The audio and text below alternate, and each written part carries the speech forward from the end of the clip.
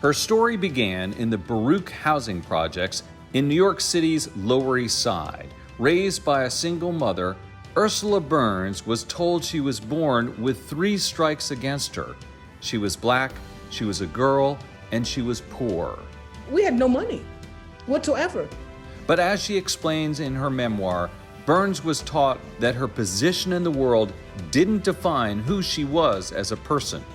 And she proved it throughout her career, starting as an intern at Xerox and climbing the corporate ladder to become CEO of the company nearly 30 years later, making her the first black woman to serve as chief executive at a Fortune 500 company. The only thing that was different about me was my gender and my race. In this episode of Influencers, I'm joined by Ursula Burns as she shares her incredible story, her thoughts on racism in the United States, and the inspiration for her book, Where You Are Is Not Who You Are.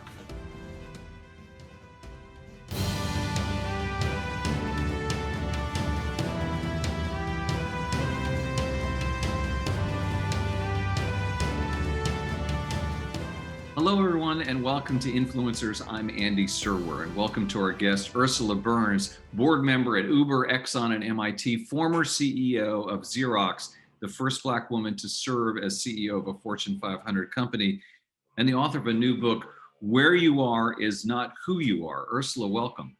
Thank you so much for having me, Andy. It's really good to be here. So I want to ask you about the book, the title of the book, what that means. Your mother and her advice growing up to you are a central part of the book. What do you want readers to take away from the role that your mom played? Yeah, that her view, this statement of where you are is not who you are, is one of many that comes out in the book from this Panamanian immigrant who basically didn't have a lot of dreams for her kids outside that included things like corporate ascension or money or power or position. Her dreams were focused on, I call them the basic needs. You have to be a good person. She always would say to us, you have to leave behind more than you take away. You have to actually control your own destiny. She would say things like, the world doesn't happen to you, you have to happen to the world. So she had these kind of like little quibs, most of them not said in correct English, but these quibs absolutely guided myself, my brother, and my sister to do the most important thing, the thing that you can only learn in your family. And that's to be good, to try hard, to share wealth, to take care of each other. This is another thing. She said, she would say to us, God doesn't like ugly. What she meant by that was obviously not physical beauty or ugliness. God didn't like ugly souls or ugly minds. And so in my house, we had all these little things that were never focused on, you're going to be, the CEO of anything. She didn't even know anything like that. She had no idea what CEO was. She didn't even understand industries. By the way, I didn't until I got to college. But she did the most important foundations that she could impart, were imparted, that you could get imparted on you, were imparted on my mother. Work hard, take care of yourself, take care of your brother and sister, actually look at the world around you, try to actually be additive, not subtractive, and just kind of hustle. But it wasn't insane. She wasn't this perfect person. And it wasn't like she didn't open up a book and read things to us. It was just the way that she lived. It was just the way that she spoke to us. It was pretty comforting in a very bad environment, but very comforting. Right. The fact that you were on public assistance growing up is really remarkable. And you grew up in a tenement and in public housing projects in the Lower East Side of Manhattan. And I was looking at the Baruch housing projects on Wikipedia, and it said notable people who came from these projects. And there was one person, and that was you. Yeah. So what would it take, Ursula, to get more people out of those environments and into the mainstream and to be people who accomplish the kinds of things that you have? Unfortunately, some of it is to change the environment, right? I don't mean the physical structure. I mean, this physical structure, while not perfect, it's not the biggest problem with housing projects. It's not. It is the structures around that, the educational infrastructure, the health infrastructure, the food infrastructure, right? The example infrastructure. So it's not about the house that we grew up in. This is one of the things that I really want to talk about in the book. I am an unlikely person. I didn't know I was the only person that came out of Baruch. I'm sure that there are other pretty impressive people, but I'm not the only person who could have or should have made it out of Baruch, because most of the people that my mother was friends with in the tenements on 3rd Street and Avenue D, then to Baruch, where we spent the rest of her life, were parents, either 2 of them together or 1, who absolutely cared about their children, who did the best they could to keep them under control, who did the best they could to feed them, with that, most of them, like my mother, with the help of public assistance, welfare we called it. Public assistance sounds a lot better than welfare. These were people who had motivations to do basically the right thing. They were not trying to create drug addicts or criminals or underachievers in school. But the structures around them, I will say this with 100% certainty, were not supportive. We had poor performing schools, or so poor performing that they're now called black dot schools or dropout factories. My mother got me out of there and my brother and sister out of there by literally hustling like heck to send us to the best school possible that she could afford, which was a Catholic high school, a Catholic grade school and high school. That, I mean, would, cost $20-something a month, and then it cost $60-something a month when I was in high school. So educational structures that actually prepare students in these neighborhoods to contribute. Right now, you are zip code damned or zip code blessed. If you are born in a certain zip code in the United States of America, you literally have to be, quote unquote, the miracle to get out, with an education that prepares you to do anything other than be a cashier, or, which is not bad being a cashier, but give me a break, you can't support a family. So I think that the structures around these buildings that we live in, that we're housed in, have to change. We still have to have the generosity of other people. That, we are a nation. I'm the result of generosity. I went to college. We had no money whatsoever. I couldn't make it from my house to high school, forget about it, much less my house to college, without someone thinking about the fact that if I got into college, which they paid for, that I also needed money to get to school because we had none. We worked like hell, but so on.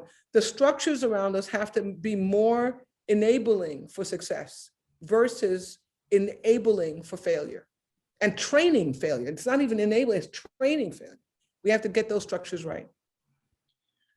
Ursula, we're kind of in a fraught moment right now, roughly a year since the killing of George Floyd, and not long after corporate uproar over voter suppression bills.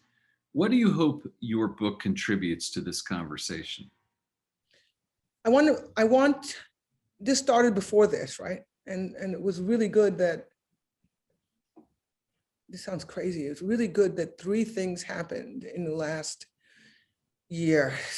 It's going to come out wrong, but obviously not good, in the last 2 years. One is this man who is going to be known for the rest of our lives as the person who started a movement.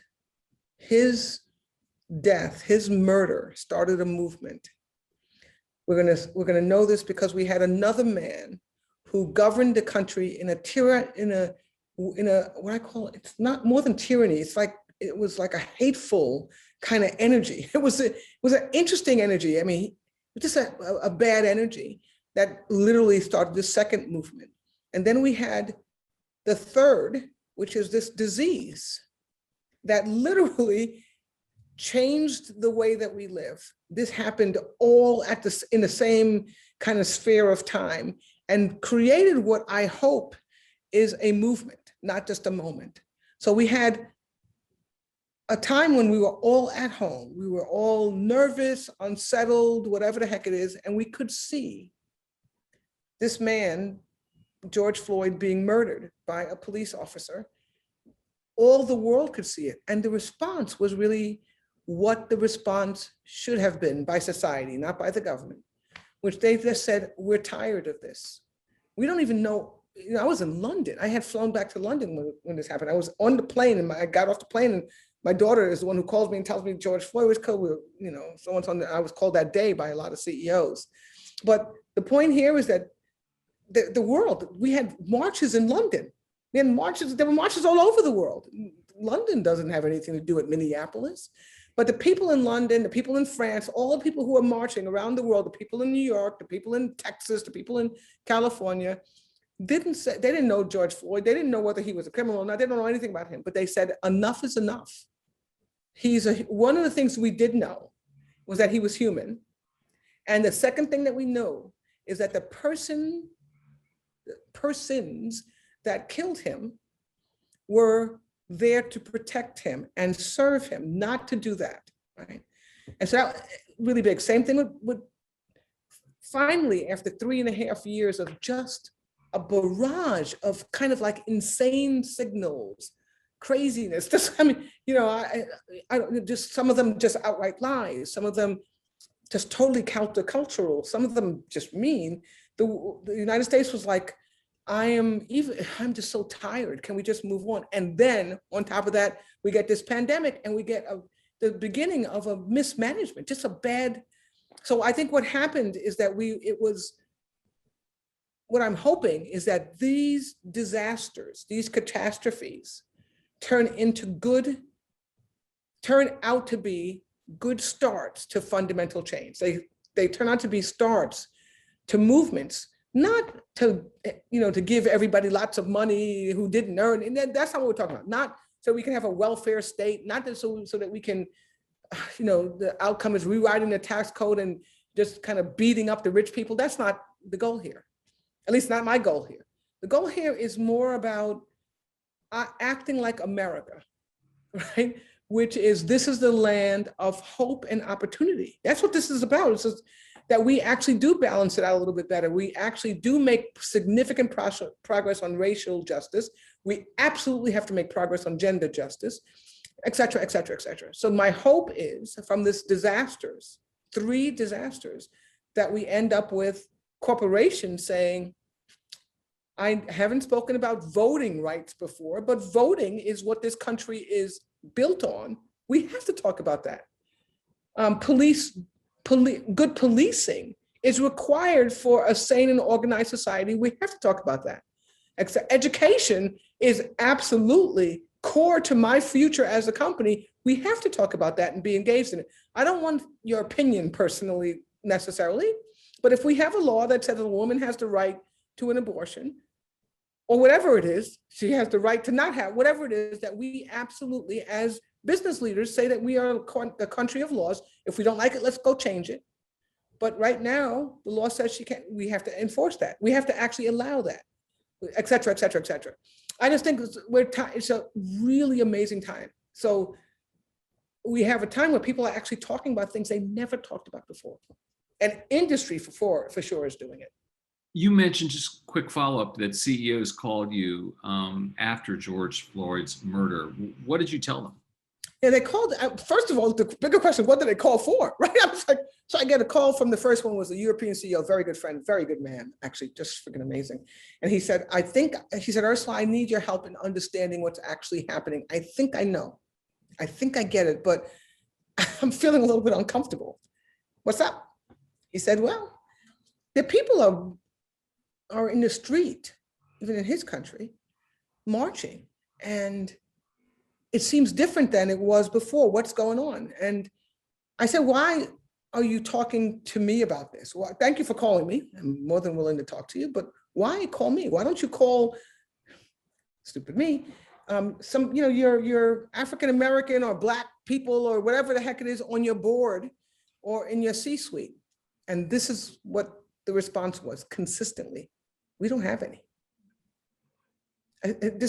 So as I got into what's going on and who can help you and who you should talk to and what you should think about, et cetera, before we got to that, it was like, I registered in my head, interesting. There were 4 or 5 in one day, a whole bunch of them over time, literally over weeks, 10s, 20s. Darren Walker from the Ford Foundation had the same thing. Ken Frazier, Ken Schnall, same thing. See business leaders calling and saying, something's happening here. And they all kind of came to the same conclusion. By the way, more than willing to help, a little bit frustrating, but more than willing to help. We should have been talking about this a long time. We were really interested in policing before, where so on and so on. But thank you for coming. And the second notable thing was, my goodness, they're calling because either they don't have, or they have too few people in their company that look like the people that they're interested in. So we did this thing called the Board Diversity Action Alliance. Really, it's called the BDAA, really simple. I mean, this is the simplest thing in the world. One director, black or brown director on your board. You got to have diversity on your board. One black or brown person in your C-suite. Obviously, one is ridiculous, right? We mean more than one, but you can't get to more than one unless you get the first one. So if you don't have one, please go get one. And one, this sounds like a commodity that we're trading. Can you just get one of those commodities and plug it in here? I hate to say it, but it's almost that way. Right. You're never going to be able to solve. You're going to have to get outside of your culture advice in your culture. You have to do it. And you can't just keep hiring it. You have to you can't just kind of call it up. You have to have it in so they understand as well. So when you wrote, though, on being the first Black woman CEO of a Fortune 500 company, what a ridiculous way to make history. Yep. What did you mean by that? You know, the two things that you don't change in your life that you, well, up until recently you couldn't change in your life was your gender and your race. So the thing that struck me about it was that if you looked at my background, forget about the beginning, if you look at my accomplishments in life at that point, I'd gone to two very, very good schools, one of them Ivy League. I'd gotten a master's degree in engineering. I had spent over 28 years in a single company. I had done most of the jobs in that company. So this shouldn't have been shocking. It wasn't,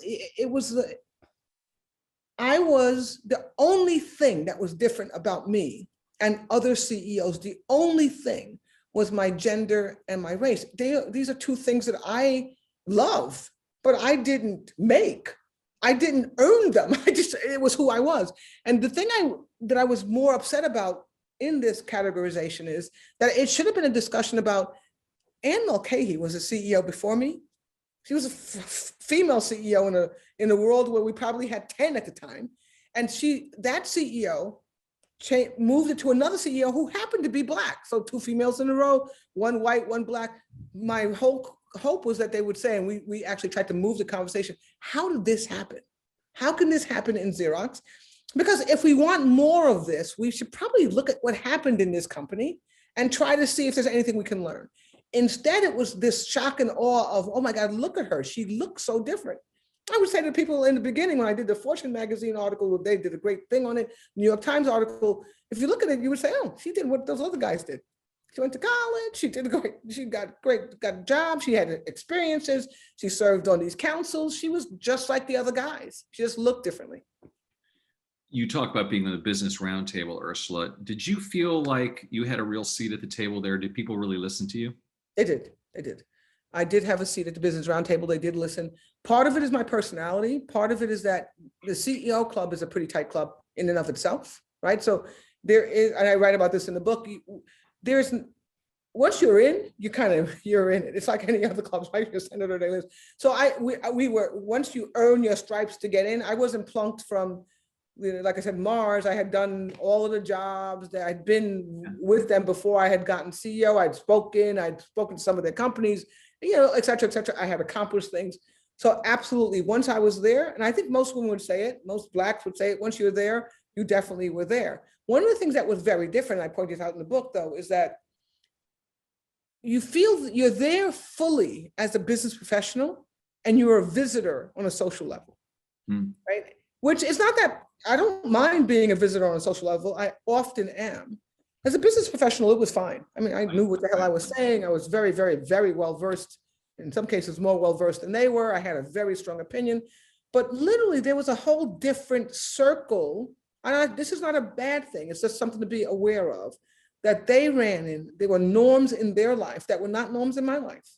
And because of that, you are excluded from certain things. You just have to know that that's happening. You have to decide as a different person, whether or not you want to change your approach a little bit to be more included, learn things that they learn, go to the places that that's fine. You can do that. I didn't choose not to do it, but I didn't do it. You know, it wasn't like this active thing. I said, oh my God, you know, I know that I didn't like some of the things. I didn't like golf. I didn't like skiing. I didn't do that. I didn't belong to a proper country club or any country club. I didn't go to the places after work and do the ABC. So I knew that I was missing some things, that kind of camaraderie and kind of friendly trust that you get, but it was not that important for me. By the way, out of that, I still have some very close relationship born from a different set of interactions with white business leaders. Very good personal friendships with them, but I just didn't do it the way that the vast majority of people do it. You also write that the USA is not a zero-sum nation. Someone doesn't have to starve for me to eat. But what is your reaction to recent revelations about astronomical CEO pay during the pandemic and this latest flurry of articles about billionaires not paying their fair share of taxes? Does that challenge your thinking?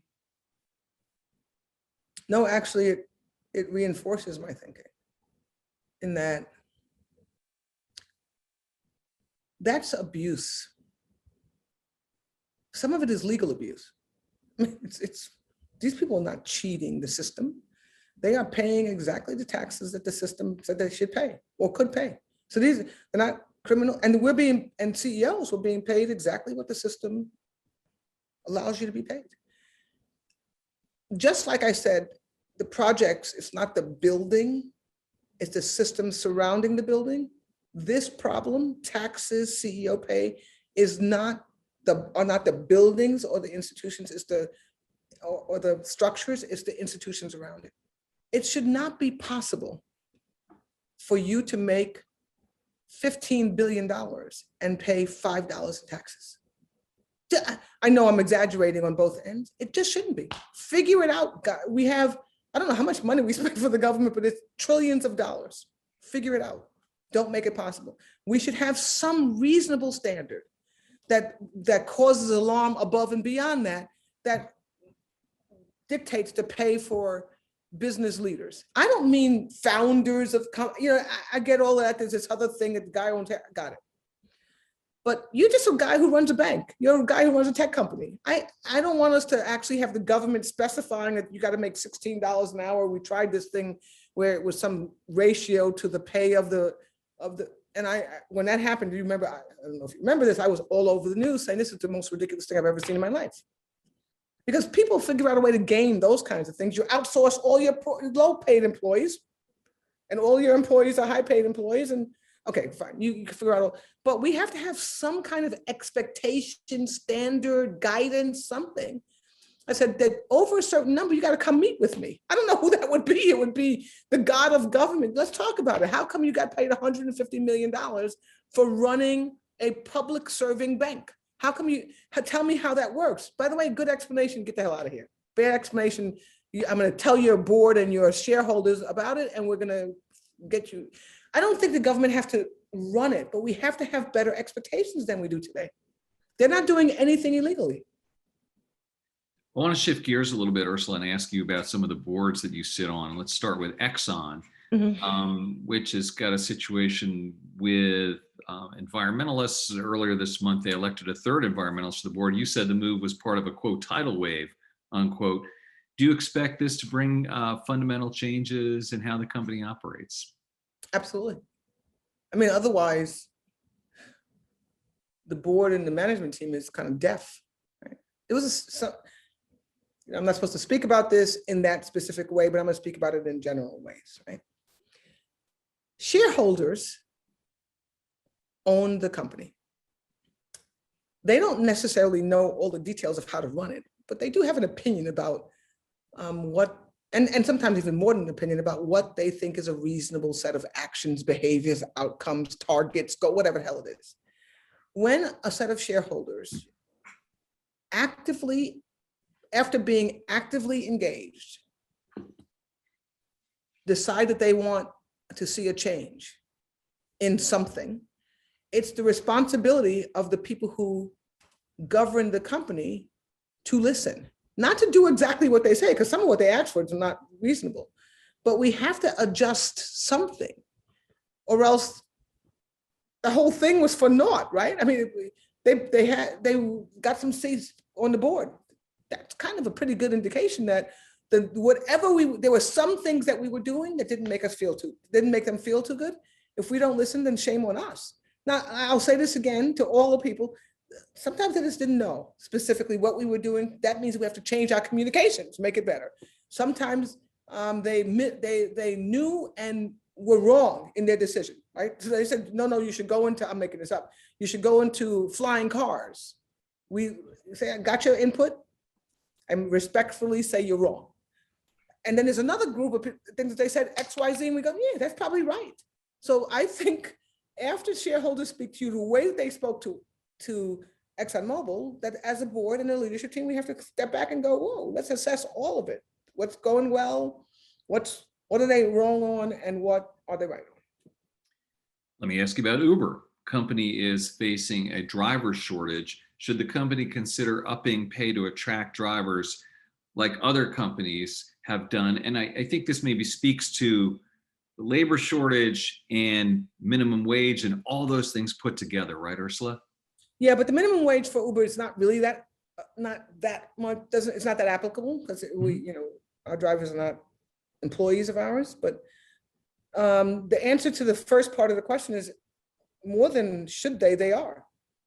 We respond. We're in a free market environment, and if a commodity, drivers are more than a commodity, but follow the analogy for a minute without being insulted, everybody out there, becomes in short supply, that commodity, so supply is limited, demand is high, prices go up. If that doesn't happen with a driver, then I'm confused, right? I mean, so absolutely, as drivers are in short supply, there has to be, for Uber to remain the leader that it is, it has to compete for drivers, and obviously for the best drivers. So absolutely, they will follow the market. They will. Now, there's a point where this whole thing kind of implodes on itself. That's good, great news about capitalism, is that generally it corrects way before it implodes on itself, right? Then you pay too much, the demand comes too high, you start to put it, you know how that works. I think it'll work. So while it's tight, yeah, we're gonna have to actually compete, and we do. Do you support raising the minimum wage from $7 Absolutely. to 25 cents an hour? I think the minimum wage, I call this, I'm not an economist, Andy, and I know that I've been in meetings where economists have told me that this is going to be a deathly thing that is going to break something. I don't know what it is. I lived in a house with a woman who raised 3 children gracefully. Her children benefited from her sacrifice and from generosity. She made, her highest wage was $4,400 a year. She worked like hell. And my mother died when she was 49 years old. She died when she was 49 years old because she was not well cared for from a healthcare perspective, and she was just tired. It is not acceptable in a nation like this nation to have people who work full-time, 40 hours a week, who do not earn a living wage. That number, to me, is $15 an hour. Maybe it should be 20. I have no clue. I know that there are variables around the nation. So $15 an hour doesn't mean the same thing in New York as it means in Podunk, Iowa. I don't care. The person in Podunk, Iowa will have a little bit more to save. Maybe they'll take a vacation. Maybe you know what I'm saying? I think it is absolutely an imperative that in this short term, we fix this wage problem. We're not going to fix it with making it 15, but I know it's broken at its current level. It's broken. It's not fair. It's unreasonable. During the pandemic, we had these people called essential workers. I said this, before the pandemic, these essential workers, we were fighting to not pay them $15 an hour. And how in the world do they become essential and we don't pay them enough money to actually to stay in the city that they live in. I think I get really worked up on this. I think we have to actually think about this so differently than we're thinking about it today. Forget about the economic system. If we can pay a CEO $50 million, I do understand there's only one of them, but there's probably millions of these other, I don't care. We seem to live with that, but we don't live with the fact that we have a guy a female, whoever, even a working couple who works, lives in a small apartment, struggles like hell, can we give them a little bit of breathing room? $15 an hour sounds like a good number to me. It's more than that, it's studied, et cetera. Yeah, you say you're not an economist, but I think you're more qualified than any economist to speak on this issue because you lived it. Yeah, and that's what I talked to the Federal Reserve Bank of Minneapolis and the Federal Reserve Bank of Dallas, both people who I know, the chairman I know very well of those two. And I tell this to them. I said, I don't know, you guys in the Federal Reserve have to kind of leave your offices. Your responsibility has to become, in addition to all the other things that you're doing, monetary, I don't know what the heck it all is, you have to look at the way that people actually live in the world, in the United States. And you have to adjust the policies to support not just the banks and the X and the Y and the interest making, to support the structure of the country. And that's people, humans. It's not about, it's humans. It's not this computer trading. It's not these, it's humans. I am not for at all. I like this idea of the quasi meritocracy. We've never had one, but I like this idea you put in energy, you get more out. I like the fact that the doctor gets paid more than the street sweeper, or whatever the hell it is, or more than the CEO. I like the idea of whatever. I hate the idea that nurses don't make enough money, teachers don't make enough money, that people who push gurneys down the hospital halls don't make enough money, people who check us out don't make enough money, so on and so on and so on and so on. We have to fix this. By the way, we're never going to make it perfect, but we are striving for this more perfect union. So can we at least start moving? Can we at least start moving in a direction? I think we can make it perfect. It's not going to happen in my lifetime. But right now is the first time that we're having continuous movement type of activity around these things. Not the, George Floyd gets murdered and we forget about it in 3 months and some other news cycle comes up. Look at this. This guy was murdered a year ago and we're still talking about it. We're still thinking about it. We're still thinking about voter suppression. People say to me, so outstanding that, I said that these CEOs came together and signed under Ken and Ken, the leadership of Ken Chenault and Ken Frazier. But, a lot of us talking about this finally get together and we do it. I said the more astounding thing, Andy, is that everybody should have been saying, this is not we're not talking about Black people voting here. We're talking about this people voting. The whole country is based on people voting. They shouldn't be voting illegally. We should make it easy for them to register and to vote. Instead of harder to register and vote. I don't want people who shouldn't be voting to vote, and we have no indication that there's even anything close to widespread. It's a friggin' lie. So to now, after this last election where we've had the most fair, the most free elections, to have this onslaught of laws in 3 states. What's happening? Sorry. Ursula Burns, former CEO of Xerox, corporate leader, and author of the new book, Where You Are Is Not Who You Are. Thank you very much. Thank you, Andy. It's been great. You've been watching Influencers. I'm Andy Serwer. We'll see you next time.